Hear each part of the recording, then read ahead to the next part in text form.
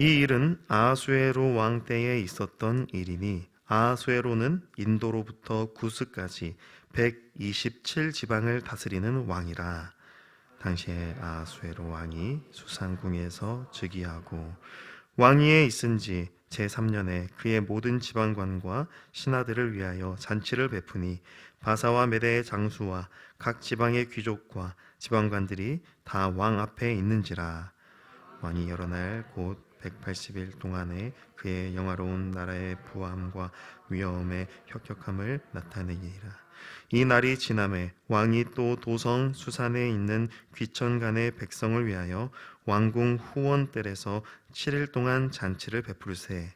백색, 녹색, 청색, 휘장을 사색하는 대리석 기둥 은고리에 메고 금과 은으로 만든 걸상을 화반석, 백석, 운모석, 흑석을 깐 땅에 진설하고 금 잔으로 마시게 하니 잔의 모양이 각기 다르고 왕이 풍부하였으므로 어주가 한이 없으며 마시는 것도 법도가 있어 사람으로 억지로 하지 않게. 이는 왕이 모든 국내 관리에게 명령하여 각 사람이 마음대로 하게 함이더라. 왕후 와스디도 아하수에로 왕궁에서 여인들을 위하여 잔치를 베푸니라. 제7일에 왕이 중이 일어나서 어전 넷시 무만과 비스다와 하르보나와 빅다와 아박다와 세달과 가르가스 7사람을 명령하여 왕후 와스디를 청하여 왕후의 관을 정제하고 왕 앞으로 나오게 하여 그의 아리따움을 뭇 백성과 지방관들에게 보이게 하라 하니 이는 왕후의 용모가 보기에 좋음이라. 그러나 왕후 와스디는 내시가 전하는 왕명을 따르기를 싫어하니 왕이 진노하여 마음속이 불붙듯 하였더라.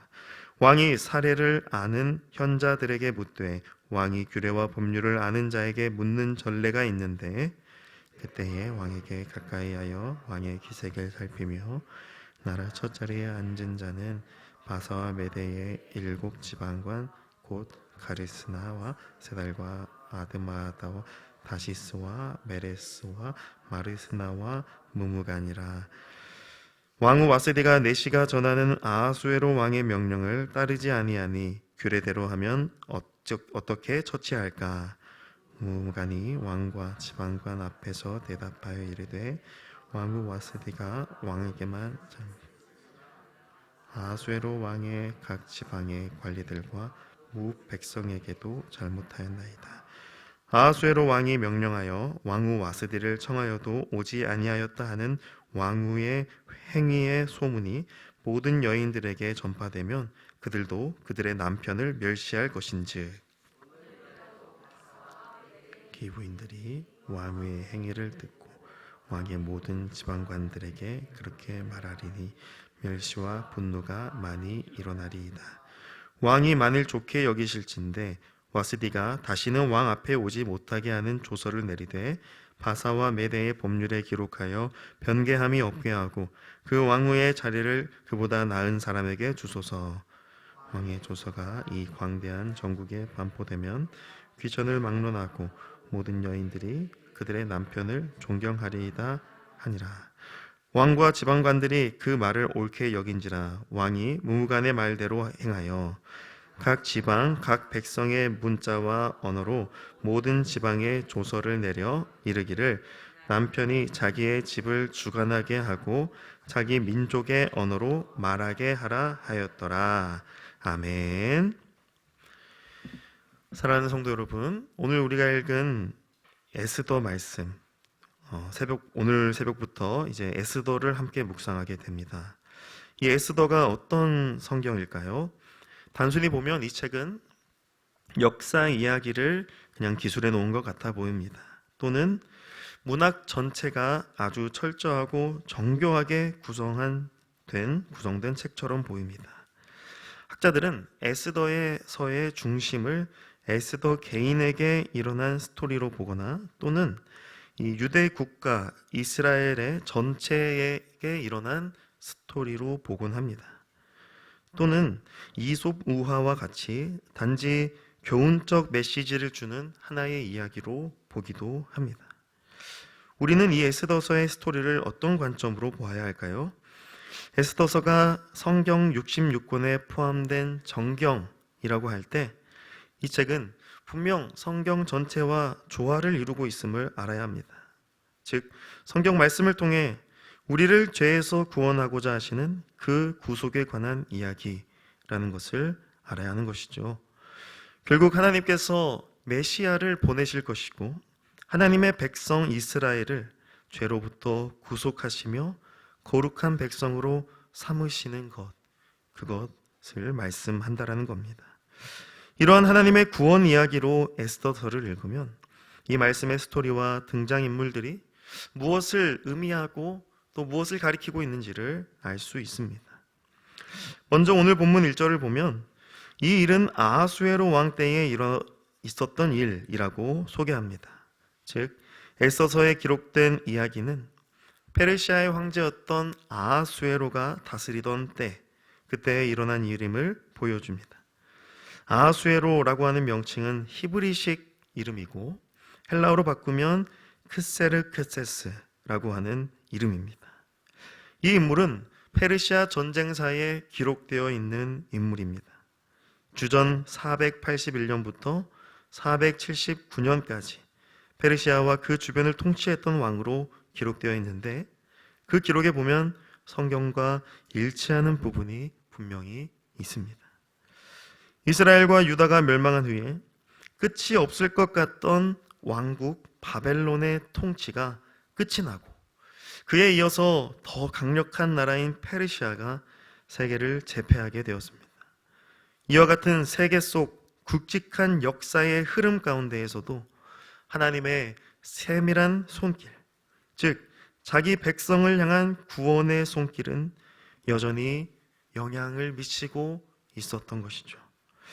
단지 세계 역사가 눈에 보이는 대로 세상의 굵직한 왕들에 의하여 흘러가는 것이 아니라 그 속에서도 신실하게 약속을 이루시며 자기 백성을 구원하시는 하나님이 반드시 계시다라는 것을 우리는 이 에스더서의 서두를 보면서 고백할 수밖에 없습니다. 이어지는 스토리를 통해서 우리는 하나님의 섭리와 놀랍게 일하시는 그 구원의 손길을 발견하게 됩니다. 오늘 본문 2절부터는 아하수에로 왕이 왕위에 오른 뒤에 잔치를 베푸는 이야기를 보여줍니다. 본문은 그 잔치가 엄청나게 성대하고 큰 잔치임을 부각시켜 줍니다. 바사와 메대의 장수와 각 지방의 귀족 지방관들이 모두 왕 앞에 모였고 잔치를 위해 준비한 장식들, 그것도 휘황찬란하죠. 또한 세상에서 잔치하면 빠질 수 없는 술, 그 술자리에 대해서도 말하고 있습니다. 금잔을 가지고 술을 마시게 하고 또 그 마시는 것에도 법도가 있었는데 각 사람의 마음대로 술을 즐길 수 있도록 해주었다라고 합니다. 즉 아하수에로 왕은 자신의 왕위를 매우 뽐내고 자랑하고 있다는 걸 보여주죠. 잔치를 통해서 자신이 위대한 왕이라는 것을 신하들에게 그리고 주변 국가들에게 나타내고 있습니다. 10절 말씀을 보면 제7일에 왕이 주흥이 일어났다라고 합니다. 지금 왕을 위한 잔치가 하루로 끝난 것이 아니라 계속 되어지고 있음을 보여주죠. 주흥이 일어나는 왕이 7사람을 명하여 왕후 와스디를 왕 앞에 나오라고 요청하게 됩니다. 왜냐하면 왕후 와스디의 아리따움을 뭇 백성과 지방관들에게 보여주기 위함이었기 때문입니다. 이를 통하여 아하수에로 왕은 굉장히 겉으로 드러나는 그 모습에 교만함을 가지고 있음을 알게 됩니다. 자기의 왕후가 아리따다 하여 용모가 보기 좋다 하여 사람들에게 자랑하고자 했던 것이죠. 그러나 왕후 와스디는 아하수에로 왕의 명령을 거절합니다. 본문 12절은 왕명을 따르기 싫어했다라고 하며 강한 표현을 합니다. 적극적으로 그 왕의 명령에 거절을 표한 것입니다. 그러자 아하수에로 왕은 진노하여 마음속이 불 붙는 듯 했다라고 합니다. 자신의 말을 듣지 않으니 그 교만하고 거만한 마음에 스크래치가 간 것이죠. 그러자 왕은 현자들, 즉 바사와 메대의 7 지방관들에게 이 일에 대하여 의논합니다. 그들은 이 나라의 규례와 법률을 잘 아는 자들이었고, 그러니 그것을 이용하여 이 문제를 해결해 보고자 한 것입니다. 그들 중에 무무간이라고 하는 자가 왕에게 해결책을 말해줍니다. 해결책을 말해주기 전에 왕후 와스디가 왕에게도 잘못했지만 자신들에게도 잘못했다라고 하며 이 왕후 와스디를 고발하고 있습니다. 그래서 결국 19절 말씀에 왕후 와스디를 다시는 왕 앞에 오지 못하게 하는 조서를 내려서 법률에 기록하고 그것에 변개함이 없게 하라라고 말합니다. 그리하여 그 왕후의 자리를 와스디보다 더 나은 사람에게 주라라고 하죠. 결국 왕과 지방관들이 그 무무간의 말을 옳게 여겨서 그대로 행하고 각 지방과 백성에게 조서를 내리게 됩니다. 사랑하는 성도 여러분, 우리는 이 1장의 스토리를 통해 무엇을 볼 수 있습니까?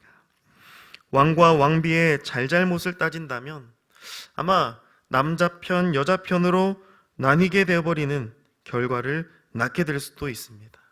왕의 명령을 따르지 않은 왕비가 잘못한 것인지, 아니면 왕비를 꼭두각시로 세우려고 한 왕이 잘못된 것인지, 우리는 그들의 선악간에 판단할 수 없고 그들을 본문 말씀 역시도 그 두 인물에 대하여 그리고 이 사건에 대하여 선악간에 판단을 하고 있지 않습니다.